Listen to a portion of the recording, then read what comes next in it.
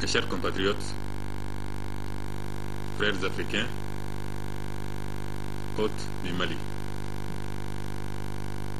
au seuil du Nouvel An, je voudrais m'acquitter de l'agréable devoir de présenter mes vœux les meilleurs à chaque Malienne et à chaque Malien, à nos frères africains, aux hôtes du Mali et aux nombreux amis que compte notre pays de par le monde.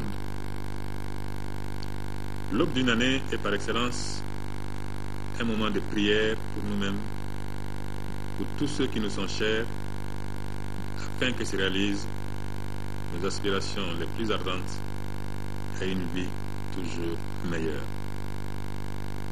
C'est aussi et surtout à cette occasion qu'il nous est fait obligation de mettre en perspective la nouvelle année que l'on souhaite toujours meilleure pour nos familles, nos proches et notre pays tout entier. L'histoire retiendra 2012 comme une année de remise en cause et de certitudes ébranlées. Partout dans le monde, avec des crises économiques et financières, des crises de civilisation, des crises de société ou des crises de régime. En Afrique, les indicateurs restent préoccupants. Notre continent a encore faim et soif. On y meurt encore trop jeune. Et sa population, qui connaît une croissance sans précédent, vit en très grande majorité sous le seuil absolu de pauvreté. Pour le Mali, l'histoire retiendra que l'année 2012 fut une année noire, une année tragique, où l'existence même de notre pays a été fortement menacée. En effet, depuis mars 2012, notre patrie est coupée en deux.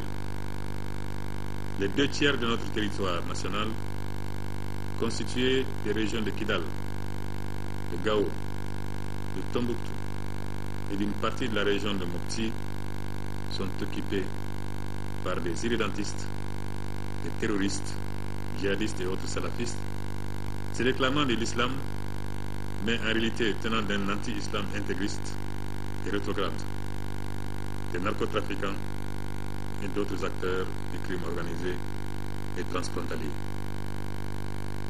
Ces obscurantistes sortis tout droit du Moyen-Âge occupent et souillent la terre de nos ancêtres.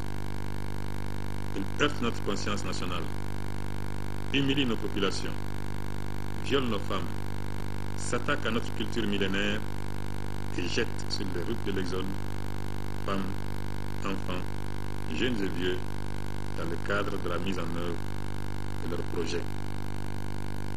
Ce projet démoniaque qui est en train de naître sous nos yeux est en réalité un projet criminel et tentaculaire. Il n'est ni pour le musulman, ni contre le chrétien. Il est hors de toute foi et hors de toute loi. Il n'a qu'une religion, l'argent et la luxure. Une doctrine, la terreur. Un terreau, la misère et le mal développement. Il n'est rien d'autre qu'une aventure criminelle. Criminelle pour l'homme, criminelle pour tout homme, où qu'il soit, au Mali et au Sahel aujourd'hui, dans le reste du monde demain. Il est vrai, que c'est le Mali qui est aujourd'hui le théâtre tragique d'une telle aventure. Et ce n'est pas à notre gloire que ce pays soit devenu un entrepôt d'otages et un sanctuaire pour les barons de la drogue à cause de nos propres erreurs d'appréciation et de notre manque d'anticipation. En effet, vous vous souviendrez qu'au même moment, en 2011, en présentant au président de la République les vœux de l'Assemblée nationale, nous nous sommes appesantis sur l'inquiétante situation qui se développait dans le nord malien. Une mission parlementaire dépêchée par mes soins, qui rentrait de notre septentrion, avait justement mis le doigt sur la plaie mal refermée d'une énième rébellion renforcée par le chaos libyen et portant en embuscade les forces du narcoterrorisme. Car il faut le dire, ce sont des Maliens qui, au nom de revendications injustifiables, par une rébellion armée et en dépit des sacrifices énormes consentis par l'État depuis 1991 pour les régions du Nord, ont tenté de détruire le Mali. Ce sont des Maliens qui ont attaqué le Mali dans ses frontières internationalement reconnues. Et ce sont des Maliens qui portent à Aguelok la responsabilité du massacre atroce de plusieurs dizaines de nos soldats. Mes chers compatriotes, cette situation nous interpelle collectivement et individuellement. Elle nous commande de résister au démon de la tentation et de la division. Elle nous commande de nous donner la main dans le pardon des offenses et avec la certitude absolue qu'unis, qu'il n'est pas de montagne que nous puissions déplacer. Je sais que nous sommes capables de tout cela. C'est pourquoi, en dépit des difficultés du moment, je voudrais dire très fort que ma conviction intacte dans la perspective imminente de la libération totale du Mali et que mon espoir est également intact dans le retour du Mali parmi les grandes nations démocratiques et laïques du continent. Car je suis sûr que nous allons sortir définitivement des polémiques artificielles et inutiles. Hier, il s'agissait de l'opportunité d'une aide étrangère. Aujourd'hui, il s'agit d'un prétendu choix entre le dialogue et la guerre, parce que certains d'entre nous pensent trop avec le cœur et pas assez avec la tête. Je veux dire clairement qu'il ne s'agit nullement d'une alternative dialogue, négociation ou opération militaire. Il ne s'agit pas du choix entre deux options opposées, s'excluant l'une l'autre. Il s'agit d'une seule option, la libération de nos territoires occupés et la défense de la laïcité de notre République. Cette option unique comprend deux volets, aussi nécessaires que aussi incontournables l'un que l'autre. Le dialogue et la négociation avec nos compatriotes du MNLA et d'Ansardine qui renoncent à toute idée d'indépendance, d'autonomie ou de charia. La guerre aux terroristes, narcotrafiquants, aux crimes organisés et à tous ceux qui veulent porter atteinte à notre intégrité territoriale, à la laïcité de la République et qui constitue une menace pour la paix et la sécurité en Afrique et dans le monde. Nous avons fait une offre de dialogue à l'ensemble de nos compatriotes qui ont cru devoir s'exprimer par la voie des armes au lieu de s'asseoir autour d'une table de négociation pour poser leurs problèmes.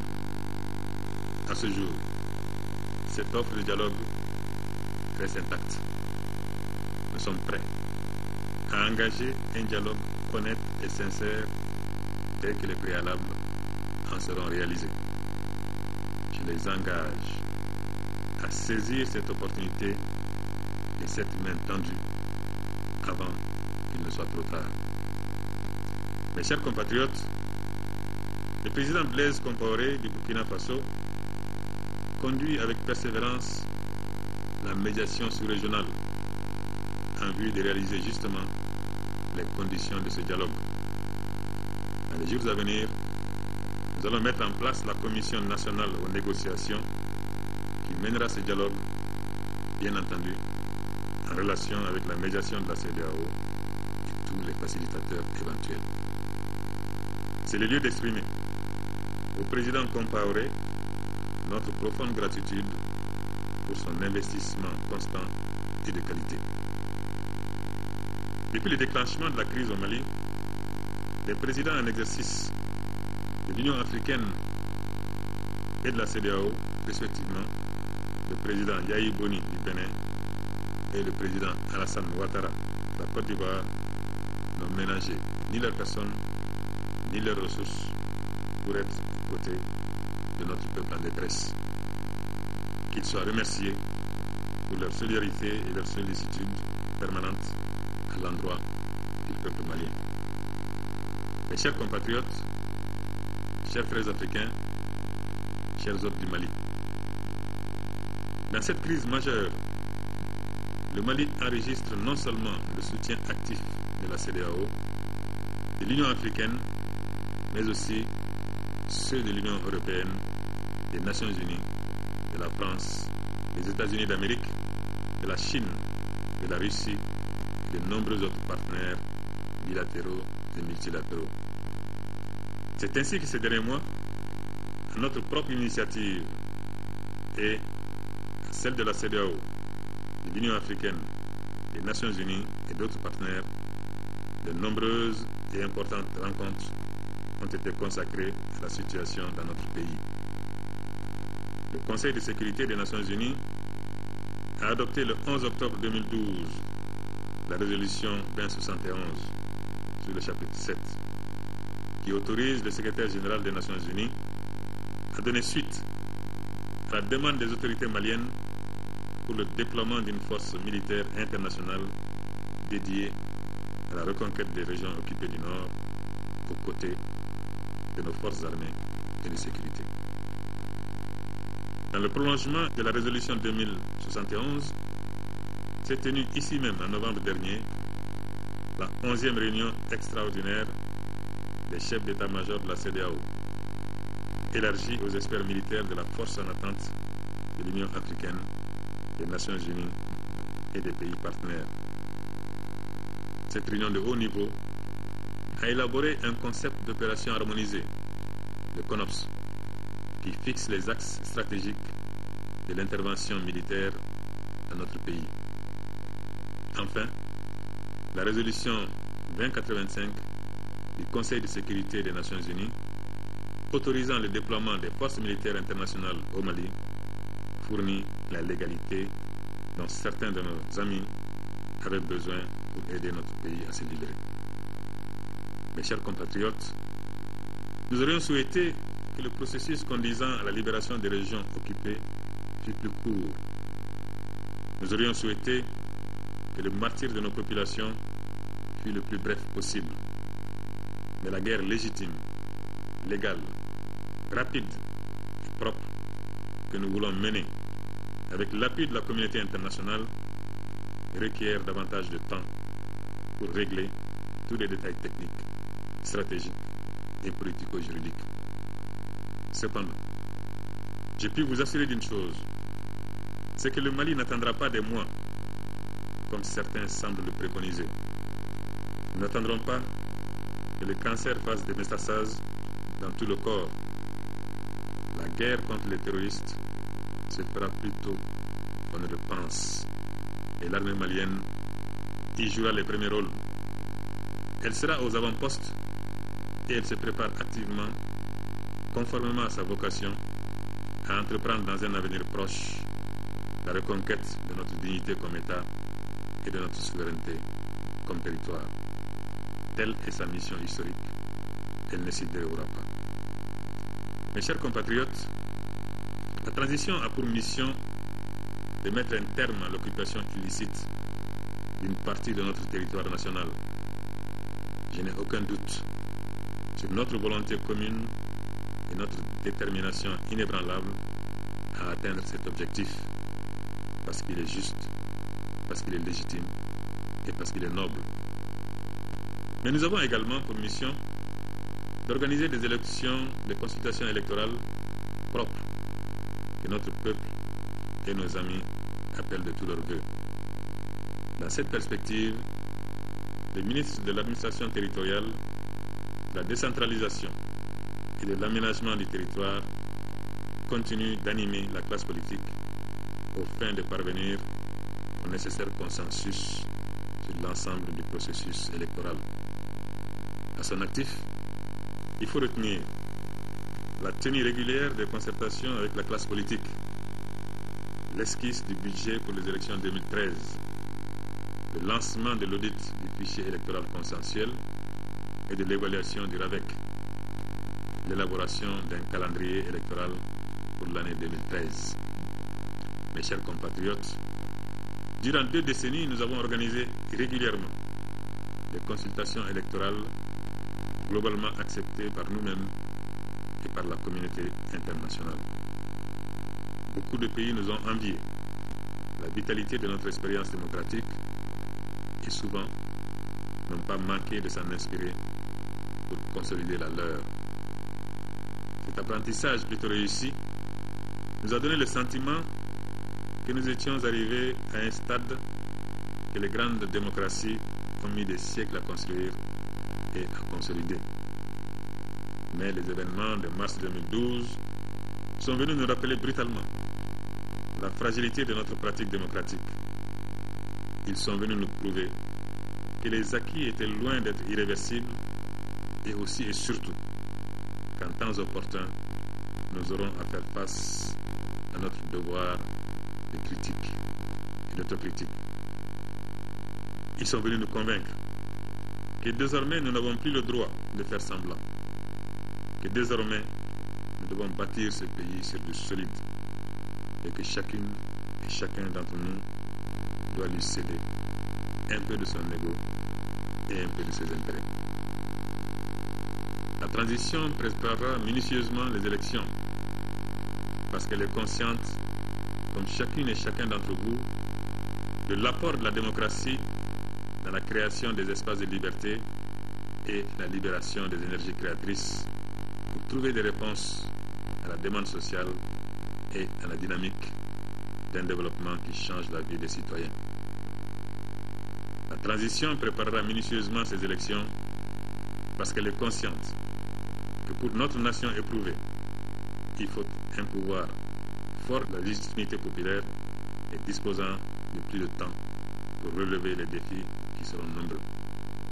Pour ma part, je souhaite que nous tirions tous les enseignements de nos échecs collectifs afin que ces élections soient l'occasion de recoller définitivement au train de la communauté des démocraties.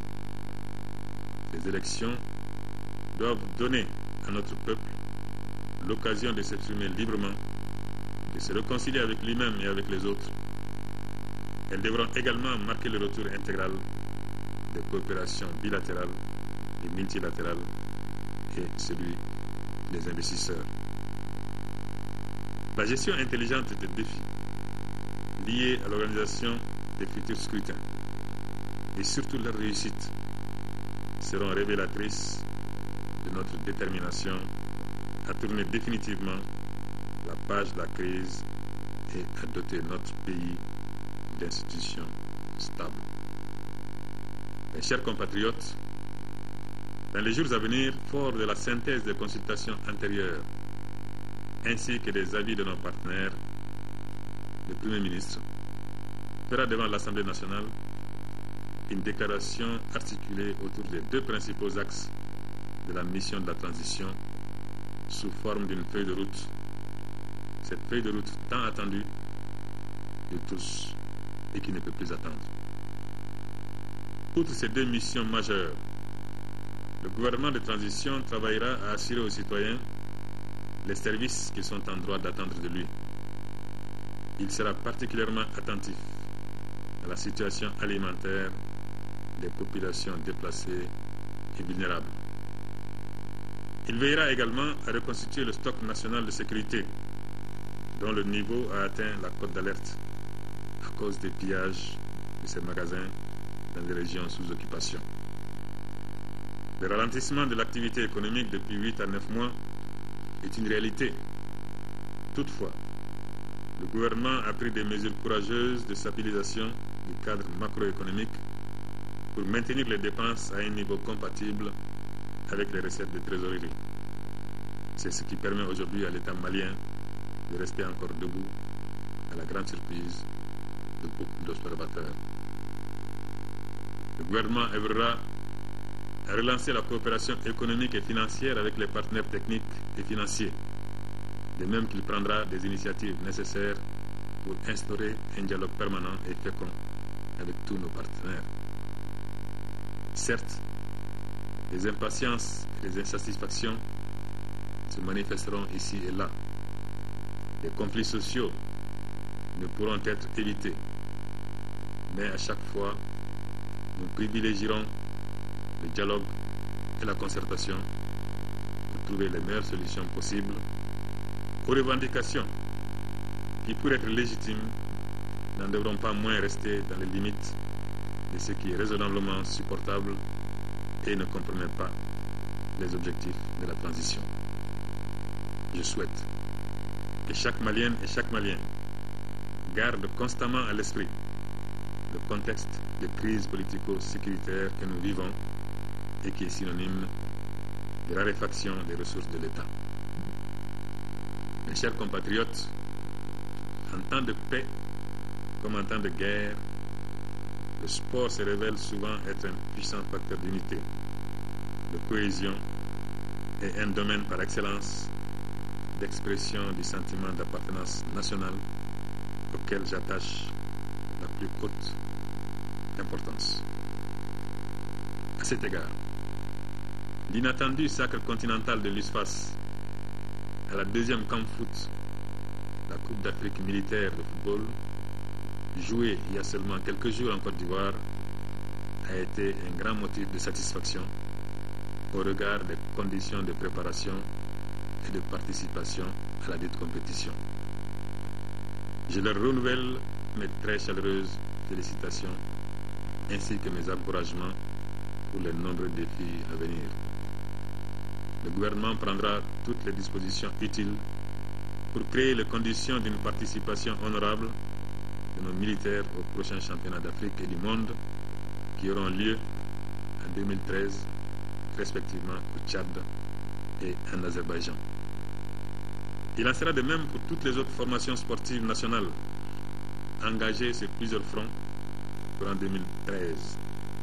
Je pense notamment aux équipes nationales de football senior et junior qui doivent nous représenter aux Coupes d'Afrique de leur catégorie en Afrique du Sud et en Algérie.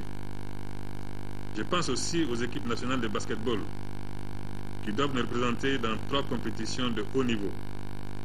En Lituanie pour les juniors dames, en Côte d'Ivoire en l'afro-basket masculin senior et au Mozambique pour l'afro-basket féminin senior. Ce seront là autant d'opportunités de vibrer avec nos sportifs qui, je n'en doute pas un seul instant, auront à cœur de défendre vaillamment nos couleurs. Mes chers compatriotes, en ces dernières heures d'une année de graves défis que le pays doit immédiatement relever, permettez-moi d'évoquer avec vous les êtres qui nous sont chers et qui souffrent de maladies. Un enfant, une mère, un père, un frère, une sœur ou un ami, malade à la maison ou sur un lit d'hôpital. Implorons ensemble Dieu le tout miséricordieux pour qu'il leur accorde la santé du corps et de l'esprit, le plus grand bien dont il peut nous gratifier. Et si quelques-uns d'entre nous échappent aux privations, et si nous sommes encore et heureusement une nation solidaire, nombre de familles connaissent encore hélas l'épreuve de la faim et du manque. Prions ensemble pour qu'il ne manque de pain sur aucune table. Puisse 2013 donner plus de satisfaction à ceux de nos enfants qui vivent les affres du chômage et qui ne demandent qu'à servir leur pays en s'épanouissant eux-mêmes. J'ai en ce moment une pensée particulière pour notre jeunesse qui s'apprête à célébrer la fin d'une année éprouvante à tous égards et le début d'une autre qui sera forcément meilleure. Cette jeunesse qui représente le bien le plus précieux de nos familles et de notre nation. Je lui recommande cependant la prudence sur les routes ce soir. Qu'elle sache également qu'elle est une jeunesse d'un pays en guerre avec un devoir de recueillement sur les souffrances des victimes directes de cette guerre. Enfin, je ne saurais vous oublier, justement, vous les victimes directes de cette guerre, vous les communautés de Tombouctou, Diré, Niafunke, Gundam, Kidal, Tessalit, Aguelok, Abebara, Gao, Gourem, Ansongo, Menaka, Douanza. Sachez que nous sommes toujours avec vous. Sachez que nous ne baisserons jamais les bras. Sachez que la fin de votre calvaire est proche. L'année 2013, que nous nous apprêtons à célébrer dans la communion, sera la vôtre. Parce que personne n'empêchera le retour du Grand Mali, personne ne le divisera et personne ne le trahira longtemps. Notre situation actuelle est loin d'être une fatalité. Elle est difficile, certes, mais ensemble, nous pouvons transformer cette épreuve en une formidable opportunité pour un nouveau départ. Notre potentiel est affecté, mais pas anéanti. Notre morale est atteint, mais nous disposons encore de ressorts insoupçonnés qui nous permettront de rebondir encore et de rebondir toujours. Il faut y croire. Rien de grand, ni de beau et de durable ne se construit dans la facilité. La vie elle-même n'est-elle pas une succession d'épreuves? Les historiens modernes et les traditionalistes qui ont écrit l'histoire de nos glorieux empires et royaumes ne disaient-ils pas: le Mali peut trébucher, mais le Mali ne tombe jamais. Ce Mali éternel survivra à toutes les épreuves.